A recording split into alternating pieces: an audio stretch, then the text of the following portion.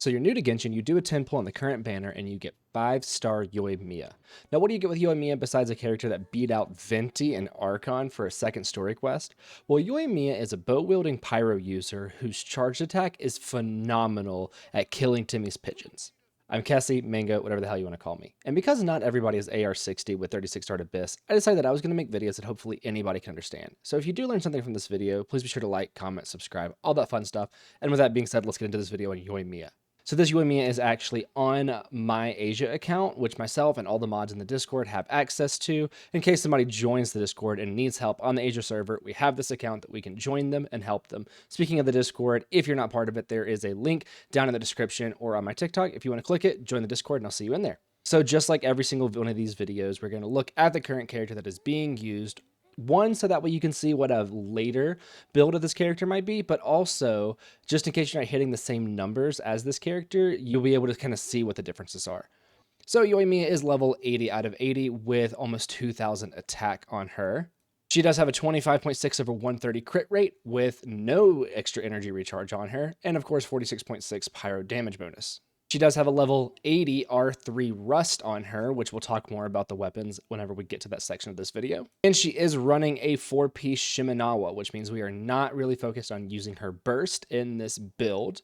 But 2 of the artifacts are 4-star, not 5-star. We're currently working on building her out a little bit more. She is C0 with 661 as the talents. Now, with Yoimiya, you are going to be using her normal attacks along with her skill a lot. That is going to be the main source of her damage. So first, we're going to talk about her normal attacks. So her normal attacks are going to be kind of standard for any bow user, right? You have your auto attacks where you're just like rapidly clicking to do the firing, and then you have the charged attacks. Now, her charged attacks are a little bit different because whenever you do a charge attack, you have these 3 kind of symbols that pop up, and these 3 symbols are going to be like auto-seeking, homing arrows that will do less damage. They will be doing pyro damage, but it'll be less damage than the main arrow.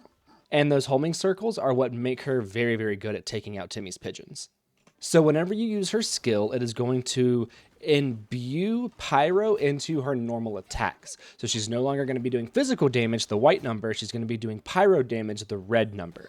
Now, when you have this skill activated, you also lose the ability to do the homing charged attack. You can still do a normal charged attack, but it will not do the extra kind of homing charged attacks in this form.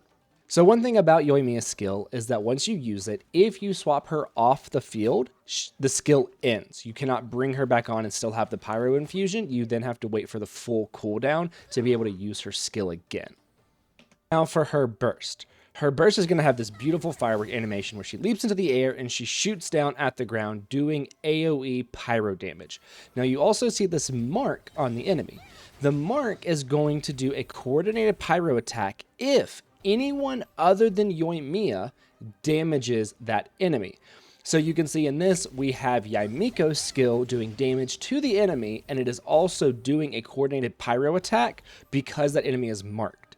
Now, if that enemy that is marked dies and the duration of the mark is not up, the mark will transfer to another enemy and it will continue to damage them over time with anybody else other than Yoimiya damages that enemy. So for a beginner artifact set, doing the martial artist set is going to be your best bet. The 2-piece gets up your normal and charge attack, and the 4-piece, whenever you use your skill, you just increase the normal and charge attack even more.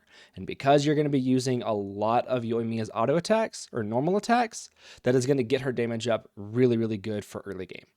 Now for the main stats, if you can do it. Attack percent on the sands, pyro damage on the goblet, and then for the circlet, either a crit rate or crit damage, depending on what weapon you are using. Now, if you cannot get those main stats, then just do attack percent, attack percent, attack percent. Just try and get as much attack on Yoimiya as you can. So for beginner weapons, doing like the 3-star slingshot, 1, it gets up your crit rate. 2, it's passive. If your normal or charge attack hits the enemy within 0.3 seconds of being fired, it will increase the damage by 36%, and that is at R1. I think at R5, it's up in like the 60s. Now, that does mean that you have to be close to your enemies, but if you're good at dodging, that should not be a problem. Or if you run a shielder with her like Noelle, then again, you can stay relatively close. The messenger does get up crit damage. However, because you're not going to be really doing her charge shots, you can't really use the passive. So going with the slingshot to get up the crit rate is going to be better. Now, Sharpshooter's Oath is another bow that gets up crit damage. However, it's passive again. Hitting weak spots, you're not going to be charging and aiming for the weak spots. So this passive won't be as good as like the slingshot. Now, if you have been doing pulls on the current banner, or if for some reason you did a pull on the weapons banner, then you might have 4-star Rust. Now, 4-star Rust is one of Yoimiya's best 4-star weapons in the game. It gets up attack percent, and you can really take advantage of its passive, being that it increases your normal attack damage by 60% at R3. I think R1 is like 40, maybe? Yes, it's 40. I just checked. It's 40. So for a beginner-friendly party, assuming that you got no other characters and pulling, you literally did a single pull, got Yoimiya, and now you're going to try and build a party around her with the free characters that you were given. So Yoimiya, Xiangling, Barbara, and Lynette is who I would recommend. Lynette could swap out for maybe like Kaya, but there's a specific reason that I chose Lynette. Now, if you've cleared floor 3 of the Abyss, you are given Xiangling for free. Barbara you get upon completion of the Anima Archon quest, and Lynette you get for free once you hit AR25. So, what we are going to be doing in this party is that we are going to be essentially using Barbara's skill to apply Hydro as we run around, staying close if we had the slingshot, which can be really, really good with Barbara. Dropping Xiangling's Guoba skill, so that way we can get a little bit of extra pyro damage. But then using Yoimiya's skill and normal attacks to cause vaporize reactions on the enemies that are affected by Hydro. Now we have Lynette for a specific reason. Lynette's burst gives us a little bit of crowd control, and if we can make it absorb Barbara's Hydro application, then it'll be easier for us to get vaporized reactions with Yoimiya. And whenever we do her burst will cause a lot of vaporized reactions if we can get it to target an enemy around Lynette's hat. So that is why we specifically have Lynette. Another reason that we have Xiangling is for Pyro Resonance.